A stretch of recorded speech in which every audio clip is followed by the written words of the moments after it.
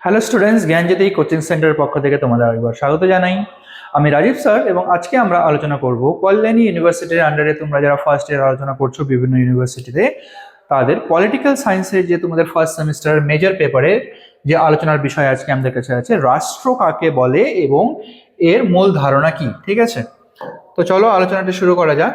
তার আগে তোমরা যারা আমাদের চ্যানেলে প্রথম এসেছো বা এখনো আমাদের চ্যানেলটিকে সাবস্ক্রাইব করোনি তারা অবশ্যই চ্যানেলটিকে সাবস্ক্রাইব করো এবং পাশে থাকা বেল আইকনটিকে ক্লিক করে দিও যাতে আমাদের পরবর্তী ভিডিও নোটিফিকেশন তোমরা খুব সহজে পেয়ে যেতে পারো। এছাড়া তোমরা যারা অনলাইনে আমাদের সাথে যুক্ত হতে চাও বা আমাদের সাথে কোর্স পারচেস করতে চাও তারা এই স্ক্রিনে যে দুটো নাম্বার তোমরা দেখতে পাচ্ছ এই নাম্বারে আমাদের সাথে সরাসরি যোগাযোগ করে নিতে পারো। অনলাইন কোর্সের জন্য যে তোমাদের জন্য সুযোগ সুবিধাগুলো আমরা রেখে দিয়েছি এখানে, তোমরা এখানে পেয়ে যাচ্ছ live classes, recorded classes, high quality notes এবং 100% কমন সাজেশন। এছাড়া মেজর স্টুডেন্টদের জন্য পুরো সেমিস্টারের কোর্স ফি আমরা রেখেছি শুধুমাত্র 1199 এবং মাইনর স্টুডেন্টদের জন্য শুধুমাত্র 699। তো চলো এবার মেন টপিক আসা যাক। দেখো রাষ্ট্র কি বা কাকে বলে।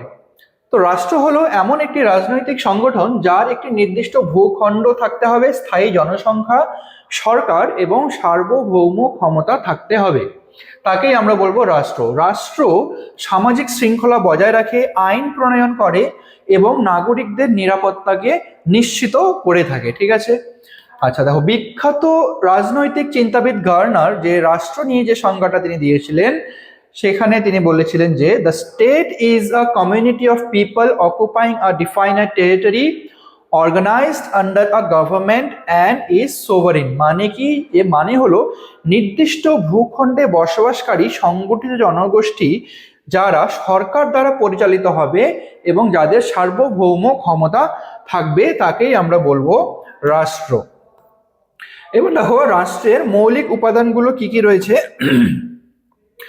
রাষ্ট্র মূলত চারটি মৌলিক উপাদান নিয়ে গঠিত, যেই চারটার মধ্যে প্রথমটা হলো হচ্ছে জনগণ, মানে কি রাষ্ট্রের বাসিন্দাদের নিয়ে গঠিত। ঠিক আছে, রাষ্ট্র হলো বাসিন্দা বা জনগণ নিয়ে গঠিত হতে হবে। ন্যূনতম বা সর্বাধিক জনসংখ্যার ধারণা নেই। ঠিক আছে, একটি রাষ্ট্র গঠিত হতে গেলে জনসংখ্যার দরকার, কিন্তু সেখানে ন্যূনতম এবং সর্বাধিক জনসংখ্যার কিন্তু কোনো নির্দিষ্ট সংখ্যা করে দেওয়া হয়নি।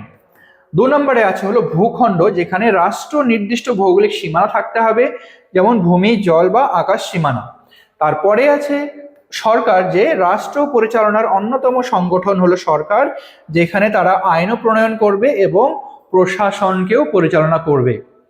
এবং 4 নম্বর যেটা উপাদানটা রয়েছে ও সার্বভৌমত্ব, যেখানে রাষ্ট্রের সর্বোচ্চ এবং চূড়ান্ত ক্ষমতার অধিকারী।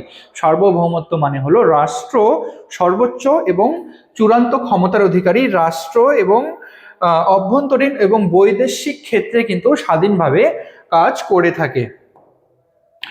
আচ্ছা, এরপরে রয়েছে কি বৈশিষ্ট্য। বৈশিষ্ট্য কি দেখো, স্থায়ী এবং স্থায়িত্বশীল রাজনৈতিক সংগঠন।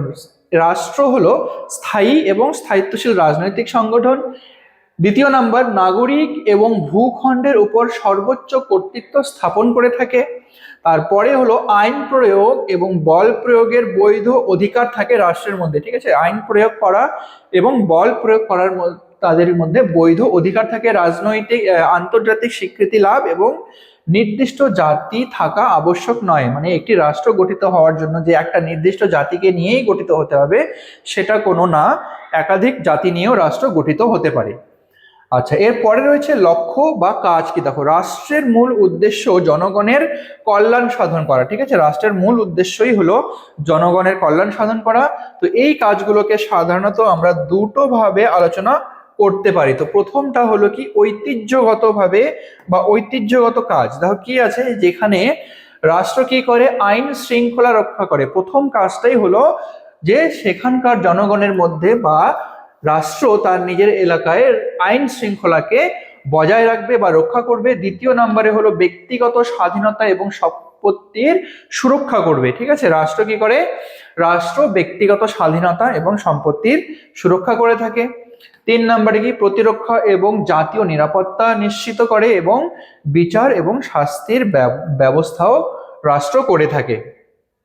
তো এটা হলো ঐতিহ্যগত কাজের মধ্যে পড়ে। এবার নেক্সট যে কাজটা রয়েছে এটা হচ্ছে আধুনিক কাজ। আধুনিক কাজের মধ্যে রয়েছে কি শিক্ষা প্রদান করা, স্বাস্থ্য সুরক্ষা, সমাজ কল্যাণমূলক কার্যক্রম, তারপরে পরিবেশের সুরক্ষা, অর্থনৈতিক উন্নয়ন এবং দরিদ্রতা দূরীকরণ, এই সমস্ত কাজগুলো আমরা এটাকে আধুনিক কাজের মধ্যে নিয়ে থাকব। আচ্ছা, রাষ্ট্র হলো আজ একটি অপরিহার্য রাজনৈতিক সংগঠন। ঠিক আছে, আমাদের দেশের বা রাজ্যের হচ্ছে একটি অপরিহার্য রাজনৈতিক সংগঠনকে আমরা রাষ্ট্র বলে থাকি, যেখানে নাগরিকদের জীবন, অধিকার, নিরাপত্তা এবং উন্নয়ন নিশ্চিত করার দায়িত্ব রাষ্ট্রের উপরেই ন্যস্ত থাকে। ঠিক আছে, যে কোনো রাষ্ট্রে থাকা জনগণের জীবন, অধিকার এবং নিরাপত্তা এবং উন্নয়ন হচ্ছে নিশ্চিত করে হচ্ছে রাষ্ট্র। সার্বভৌম ক্ষমতা এবং কার্যকর সরকার ব্যবস্থার মাধ্যমে রাষ্ট্র সমাজের সামগ্রিক অগ্রগতি নিশ্চিত করে থাকে। তো এটাই ছিল আজকে আমাদের আলোচনার বিষয়। ভিডিওটি দেখার জন্য তোমাদের অনেক অনেক ধন্যবাদ। যদি ভালো লেগে থাকে ভিডিওটি, তাহলে অবশ্যই লাইক আর কমেন্ট করো। দেখা হবে তোমাদের সাথে পরবর্তী ভিডিওতে। ততক্ষণ পর্যন্ত ভালো থেকো, সুস্থ থেকো।